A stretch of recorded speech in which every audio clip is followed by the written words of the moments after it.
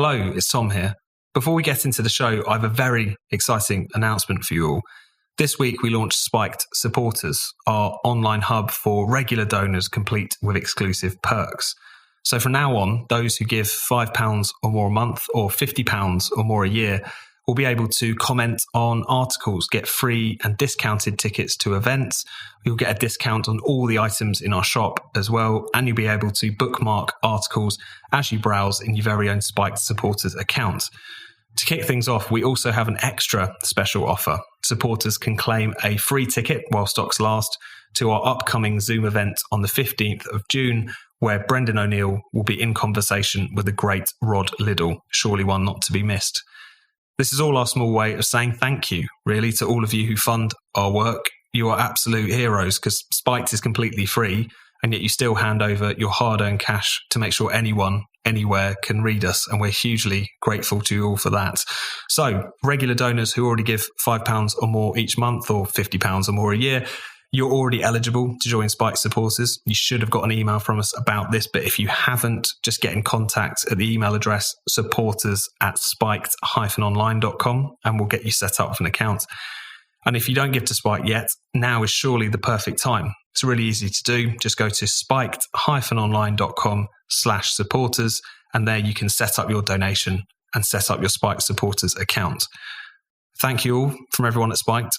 And now, finally, on with the show. Hello and welcome to the Spiked podcast. I'm Fraser Myers, and with me this week we have Spiked's deputy editor Tom Slater. Hello. And Spiked columnist Ella Whelan. Hi. Coming up on the show, we'll discuss anti-Semitism, lockdown, gender-critical feminism, and Prince Harry. Police have arrested 4 people after a video appearing to show anti-Semitic language being shouted from a convoy of cars in central London.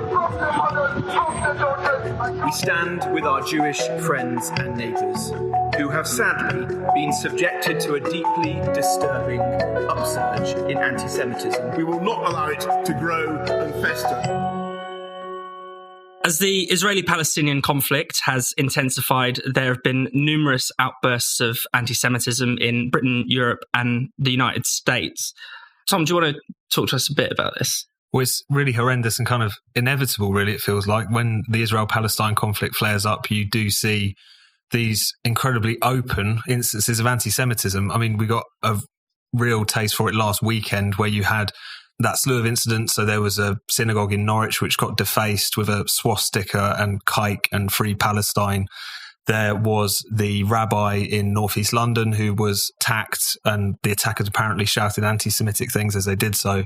And then I think the thing that really went around the internet, and the thing that got a lot of people talking about this, was this seemingly kind of Islamist, allegedly pro-Palestine, but ultimately anti-Semitic kind of motorcade that was going around Finchley Road and heavily Jewish parts of northwest London, talking about raping Jewish girls, killing people's mothers, just the most outwardly brutal anti-Semitism that I think people have seen for some time.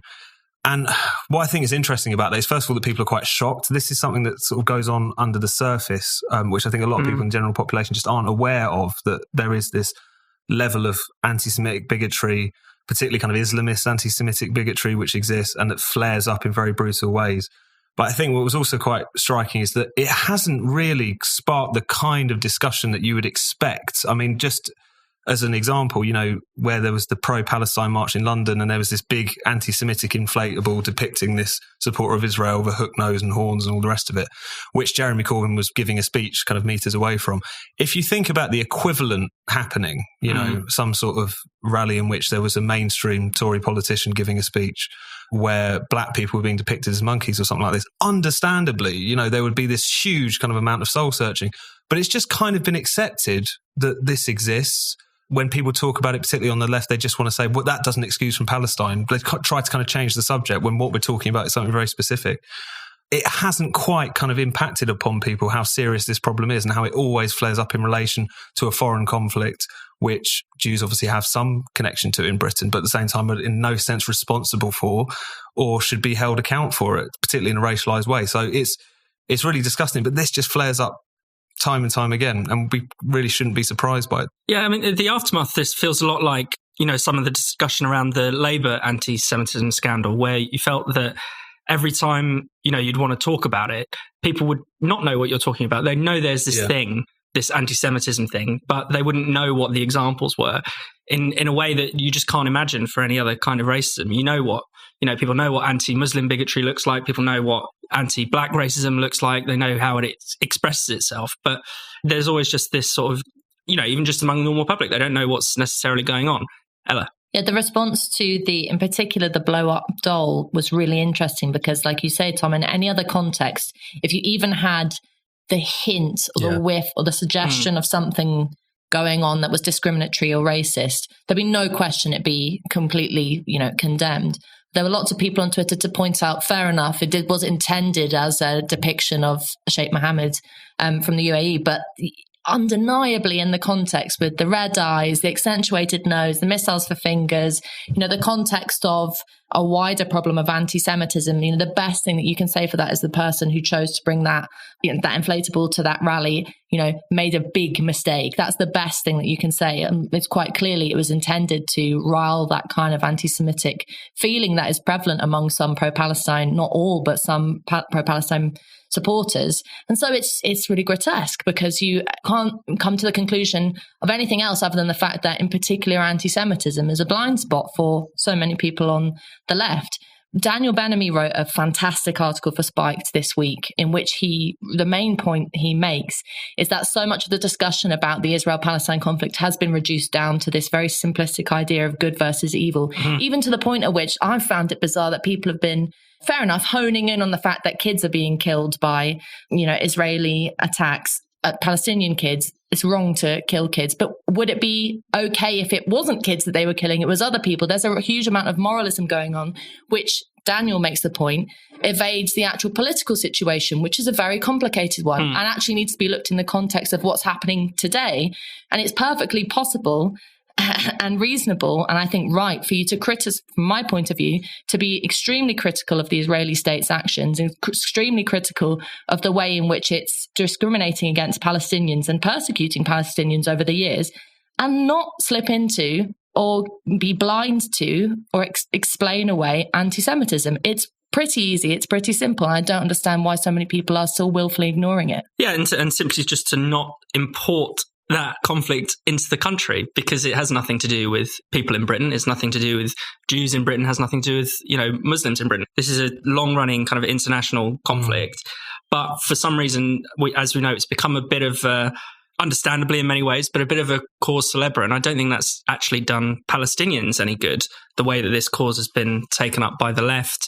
But also, in relation to anti-Semitism, we should talk a bit about the role identity politics has played in this. I mean, what do you think, Tom? Well, this is the kind of David Baddiel thesis of Jews don't count, which is under the current kind of modish left-wing approach to anti-racism, is because they have this pre-existing hierarchy of victimhood. Jews are essentially white. That's kind of how they think about it in many respects, that they don't really have a lot of the kind of oppression points, if you like, which would lead you to be more concerned about it. Many people who practice this kind of very grotesque form of anti-racism will dress it up in far more kind of convoluted language, but that's what it boils down to. It's because of the fact that they do lump Jews together effectively as a kind of a global oppressor class, which expresses itself in the Israel-Palestine conflict, which also at the margins you'll see people drift into discussions about the banks, about foreign policy, and because of that they not only excuse anti-Semitism, as Ella was saying, they often trip into it themselves. This is something that you've seen on the Labour left, a particular magnifying glass put on it during the Corbyn years, where people would just move effortlessly from anti-Israel sentiment, which is a bit extreme in and of itself. Raging against a country's right to exist is something which doesn't really apply seemingly to any other state, but into outright anti-Semitism. The problem is it's now almost indistinguishable. You go on a pro-Palestine march and you see certain slogans, placards, floats, etc. And the old anti-Semitic tropes are just projected onto Israel. So the blood libel, it's just the idea that the IDF delight in killing children. You see the attempt to talk about the way in which the Jews previously kind of ran world affairs. The Guardian a few years ago published a cartoon in which Netanyahu had, I think it was whoever was the Prime Minister and President of the US at the time, as finger puppets. It's incredible how much one has mapped onto the other. The question is, how do you separate out the parts? Because the problem is, it's quite clear that many anti-Semites and Islamists in this country will willfully use the Palestine situation as an excuse to go out and be vile and anti-Semitic in public. But on the other hand, you've got the left, who historically were supposed to be challenging this kind of bigotry, who, because of their fixation, shall we say, on the Israel-Palestine conflict, feel they have to go through so much throat clearing before they even talk about it. So it is about separating out those parts. The difficulty is, how do you do that? Because in a lot of people's heads, they are just kind of inextricably linked at this point. Hello. I think the thing that gets lost in all of this is that Daniel makes a great point that the context of the current political moment in relation to Hamas and also in relation to the Israeli state is really important, because fundamentally there's two things going on at the same time. You've got this sort of the growth of anti-Semitism in the West, and particularly in the UK, among the British Labour left, that's happening at the same time that, you know, Israel's attacks on Palestinians and the relationship between Israel and Palestine is contextually lost. And the point that Daniel makes is that you've got a sort of liberation struggle happening on the surface of it, but the problem with the Palestinian side is that Hamas is in the ascendancy, and it's a growth of an extreme Islamism of the type that you would never want to support. And so the move to consider this in terms of Israel evil, Palestine good, is a real reduction of what is actually happening in those particular political contexts. If we want to talk about the right of Israel to exist, any kind of discussion about Palestinian independence is being clouded by this sea of anti-Semitism that isn't helping either side and isn't helping any discussion of actually what would be a good solution for Israelis and Palestinians, any kind of future out of this conflict. Spiked is producing more content than ever. And I know you want to keep up with all the fantastic articles, essays, podcasts, and interviews that we're publishing every day. If you never want to miss anything we do, make sure you sign up to our daily newsletter. It's called Today on Spiked. Every weekday, you'll get a roundup of all of Spiked's content, plus some exclusive commentary from the Spiked team, usually Tom Slater or myself. To get all of that, just go to spiked-online.com/newsletters and sign up to Today on Spiked now. Now, back to the Spikes podcast.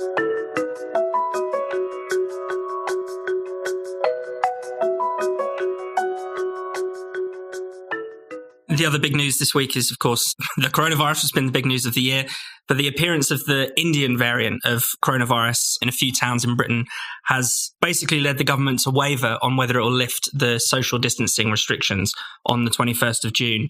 So you have outbreaks in towns like Bolton and Bedford. They've been blamed on a number of factors: the slowness of Boris to close the border, the failures of test and trace, and vaccine hesitancy, among other things. What do we make of this possibility of a delayed reopening? I mean, that'd be a disaster, wouldn't it? It'd definitely be a disaster, but also it built on really shaky grounds when you think about it, because the two big things that people are talking about at the moment is how transmissible and therefore potentially scary the Indian variant would be. In recent days, after a hell of a lot of fear-mongering, that's been completely walked back. I mean, even when it was being talked about that it was, I forget the precise term that they used, but potentially 50% more transmissible. Turns out that was the phrase that they used, I forget, it was like reasonably plausible or something like this. That is actually a technical term that means there's like a 50-50 chance that it's 50% more transmissible. And given the fact that even when people were talking about it evading the vaccines, that would only be to the extent that you might still get infected with it. It wasn't that it was necessarily going to wipe out people who had already been double vaccinated, as if all of this had been for nothing. And then, of course, you've got the vaccine hesitancy question. We've got the highest level of vaccine positiveness, if you like, in the world. 90% of people have either had the jab or said they will have the jab. And this is something which is going to be the envy of basically every other country trying to make a way out of this. Now, there are pockets in which people aren't taking it up. They do fall unevenly along kind of different ethnic groups and things like that. More outreach certainly should be used. It's interesting that in areas that have been hit by the Indian variant, you're seeing hesitancy being overcome in those areas as well, because again, the threat is being kind of posed again to them and people are rethinking. Again, this is such a strange basis on which to talk about rolling things back, given the fact that the threat of the Indian variant, such as it is, was unknown. And since then, it seems like it's nowhere near as worrying as people first thought it was. But also this terror about the vaccine refuseniks when there's so few of them. Yeah. So it would be a disaster anyway. We need to get our freedoms back. We need to get the country back on its feet, all the rest of it. But on this basis is enough to have a whole round of soul searching. It doesn't bode well for us coming out of this properly and fully in any time soon, does it? Well, exactly. And if we look back to where we were in November, December, I mean, we'd have killed to have this level of vaccine take-up. Not just the success of the rollout, which has been in and of itself pretty marvellous, but the enthusiasm and the willingness that, you know, the country has had to come forward and take their vaccines is extraordinary, way beyond what was estimated. Scientists like the Royal Academy thought that 36% of the public was likely to not take the vaccine because of fears about safety and things like that. I mean, that has to be put in the context. When these surveys first came out, the vaccines hadn't even been approved yet, although they were kind of on the line to it. But now, you know, it seems to me that vaccine hesitancy may not be a serious cause of this problem, but it is the explanation that lends itself to the kind of policies that, you know, the government is considering, that some of the kind of pro-lockdown people are considering replacing lockdown, in particular vaccine passports, COVID status certification. It seems to be almost a bit of a crutch to argue for those ideas that really are not medically necessary, but whether they make people feel safe or what, or whether there is something a bit darker there, that people are losing their marbles a little bit over the virus still. I don't know, but Ella. But it's really important to be specific, and it's that the government is just, really opposed to doing anything other than talking in generalizations.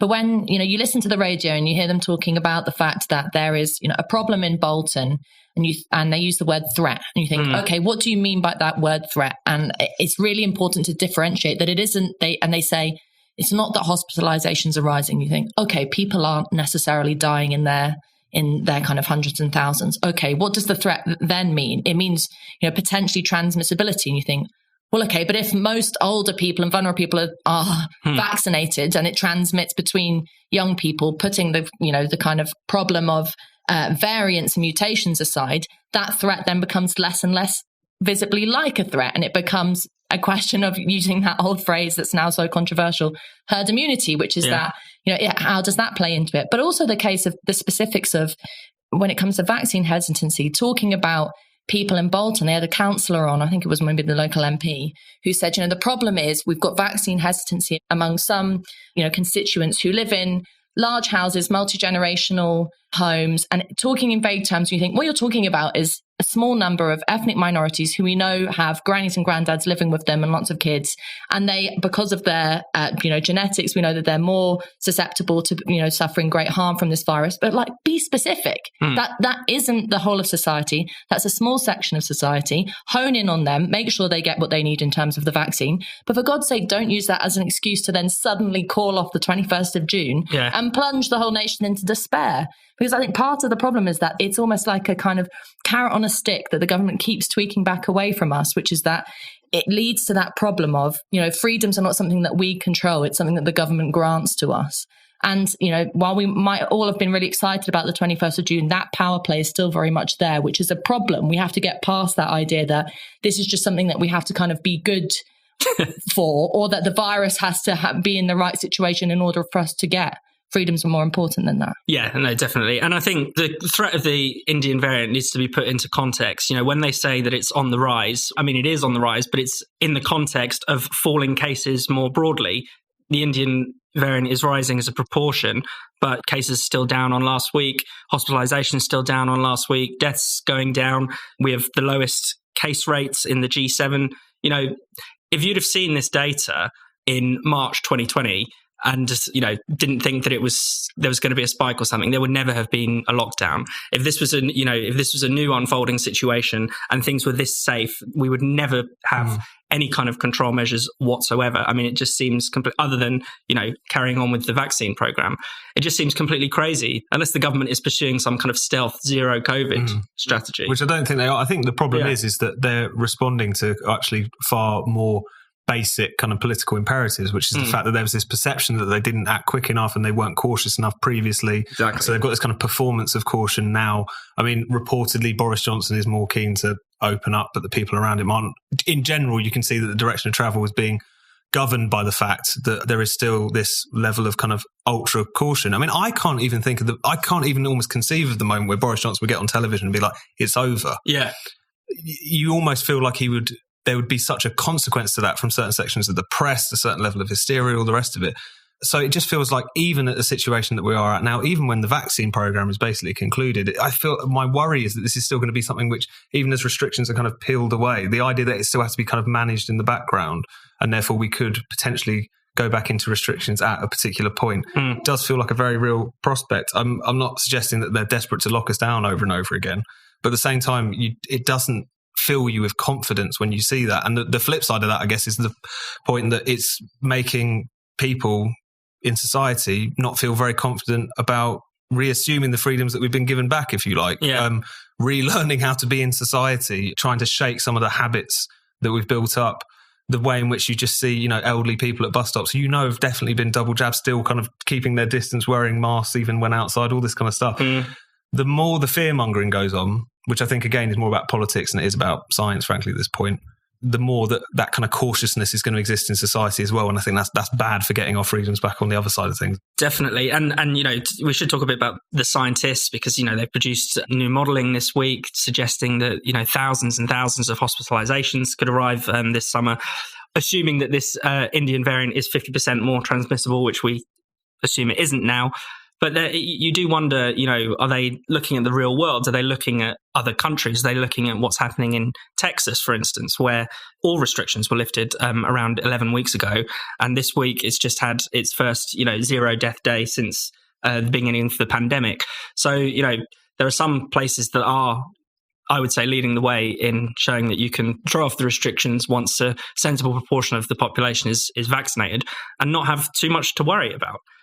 We're in a very envious position in terms of how much control we have over this virus. So let's not waste that. Let's, get out and live. You're listening to the Spiked podcast. This podcast, like all of Spike's content, is free.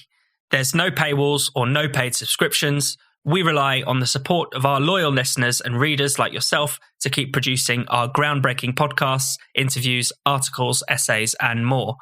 So, if you're a regular listener to our show, please do consider donating to Spiked, or even better, becoming a regular donor. Even £5 per month can make an enormous difference.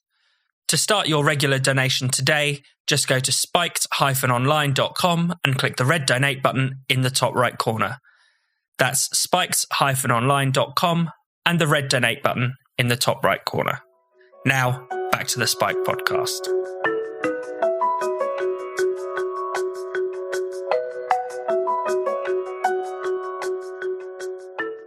So we spoke last week about the government's new free speech requirements at universities. I mean, let's put those to one side, but there have been some cases that have come up this week that show the extent to which certain views on campus, particularly feminist views, gender-critical feminist views, have been targeted for censorship and no platforming.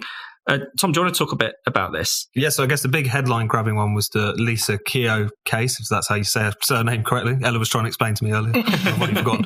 Which is one of those ones which you read and you think this must be a joke, or this must be a hoax, or there must be something here that I'm missing. But it was reported in the Times. She's done a lot of media interviews since. She's spoken to Spike, of course. She has spoken to Spike this week, of course. Q&A with Paddy Hannam that everyone should read, where she was in a Zoom seminar and a series of Zoom lectures, and for basically offering what are pretty widely held opinions, and in some cases just straightforward biological facts, was complained against by her fellow students and put through this disciplinary process, which I think is still ongoing. Some of the statements include suggesting that women have vaginas, that they are born with that equipment. Also, when a discussion came up about mixed martial arts, and I think there's one particularly famous trans woman who competes in mixed martial arts event, she offered the opinion that maybe that's not a particularly good idea given the biological advantage. And for all of this was, as I say, put through this disciplinary procedure. It's completely remarkable.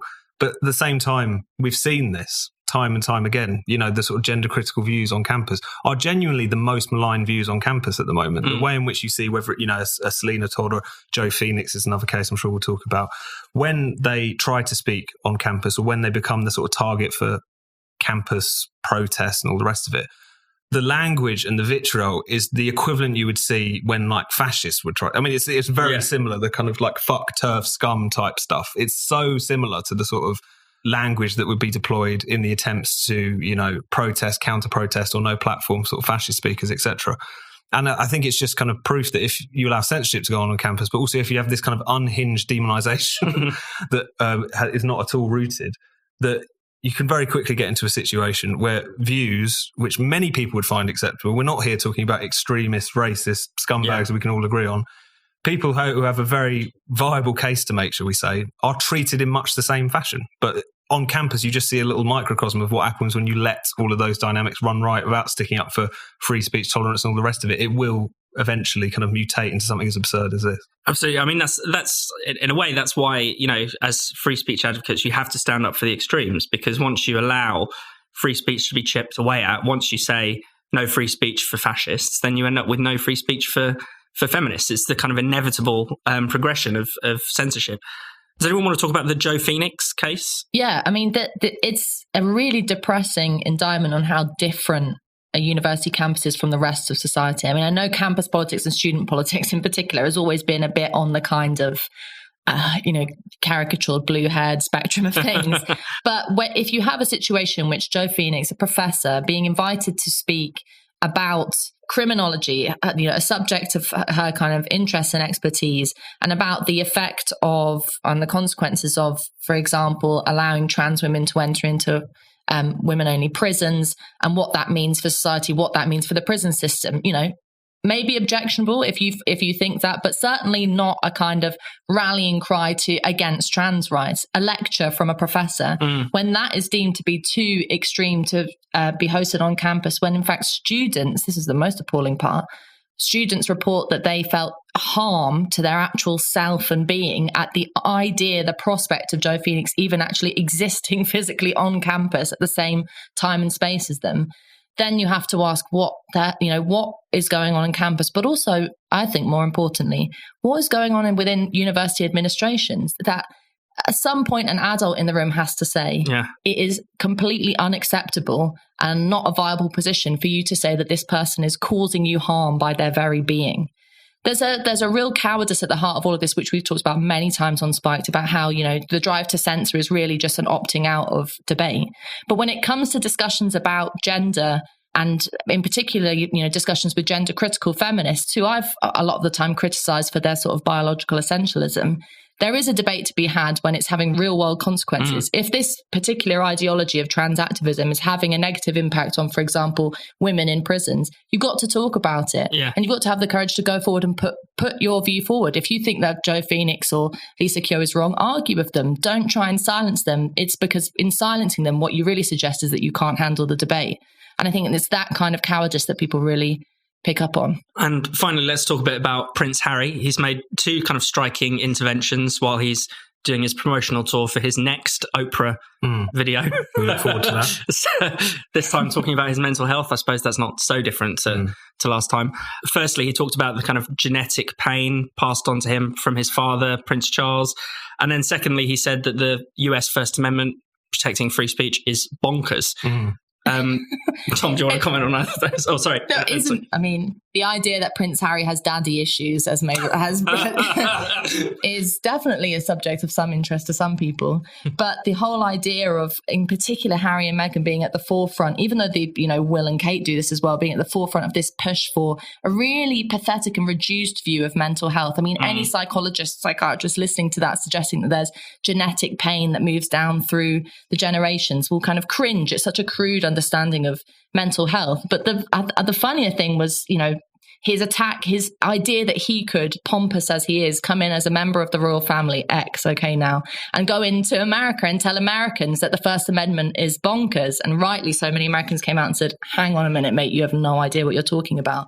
But it's interesting to see that in the same week that Prince Harry spoke on a podcast about free speech, and really, other than a few kind of free speeches from our crowd, caused a fuss, no one said anything. At the same time, another straight white male, Joe Rogan, went on a podcast and talked about straight white males not being able to say, anything they wanted, and the political censorship that was going on there. Two straight white males both talking about free speech. People launch at Joe Rogan as being dangerous, despite the fact that the other, much paler, has to be said, white male in Harry was actually saying something more dangerous in relation to the First Amendment. So that kind of hypocrisy made me more than chuckle. It's a bit of a tired point now, but the question about Harry and Meghan fleeing the UK to protect their privacy, and yet their whole kind of circuit around Oprah, podcasts, glossy magazine interviews, is to talk about their pain in public. Yeah. It's the kind of public as confessional, the public as kind of psychiatrist lounge. Like, it's just this fascinating kind of relationship they now have with the press, but they constantly have to offer up what are allegedly the deepest, darkest secrets about themselves. Truth bombs, as Harry. This isn't someone taking pictures of them with a drone while they're walking in the park. This is about them talking about their own experiences. And it's really, really strange. And it's also, I think the First Amendment thing was quite funny because the full quote is bizarre. I think it's bonkers, but I don't know very much about it. Which I think that's Harry summed up. But also it's kind of this woke politics summed up, which is like, he knows what the high status opinion is. He instinctually agrees with it. He feels like he gets some sort of sense of superiority by expressing it in public. He doesn't really know anything. Like, it's just the thinness of it. And I think that's one of the things which Harry and Meghan, the reason they wind people up so much is just because of the fact that they sort of deign to be activists in one way, shape or form. This new deal their foundation's got with Procter & Gamble. There's a funny backstory to that about a young Meghan complaining about a Procter & Gamble advert. But all of this is dressed up in the kind of language of activism, etc. But really it is just all about them, really, getting an opportunity to talk about themselves or getting an opportunity to talk about how good they are and how enlightened they are. And it's just that kind of woke corporate politics in just a more risible form because they're kind of a bit bad and clunky at it in a way. I think that's one of the things that makes them so enraging is that they are just all of that, but they're just kind of crap at it at the same time, which is quite fun.